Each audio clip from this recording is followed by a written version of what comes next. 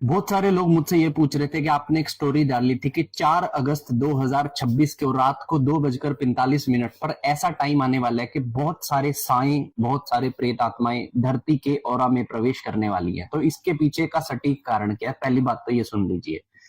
मैंने आपसे एक चीज पहले भी आपको कही थी कि जब भगवान शिव का समय आता है, जब सावन आता है, तो बहुत सारे भूत प्रेत जो है उनके साथ चलते हैं। तो सावन का जब भी महीना आता है तो बहुत सारी काली शक्तियां, बहुत सारे भूत प्रेत, इस तरह की शेडोज जो है हमारी धरती के आभा मंडल में एंटर करती है। ठीक है, अब इसकी जो टाइमिंग है वो है 4 अगस्त 2026 को रात को 2:45, मतलब 5 अगस्त की जो मॉर्निंग की 2 बजेगी AM।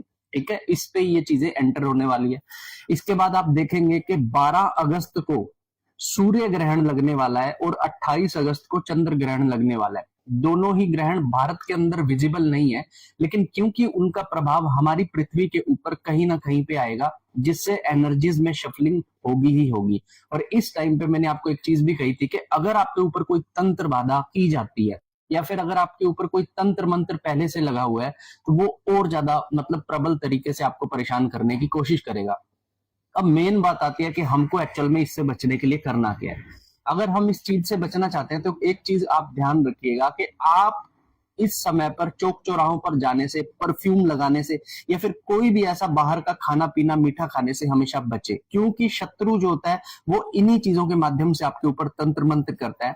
और ये जो समय इस समय पर आ रहा है कि अगर इस समय पे कोई ऐसा तंत्र परफॉर्म किया जाएगा तो उसकी पकड़ जस्ट कुछ ही दिनों के अंदर 80-90% आपके ऊपर होगी ही होगी। तो अपने आप को सुरक्षित रखिए।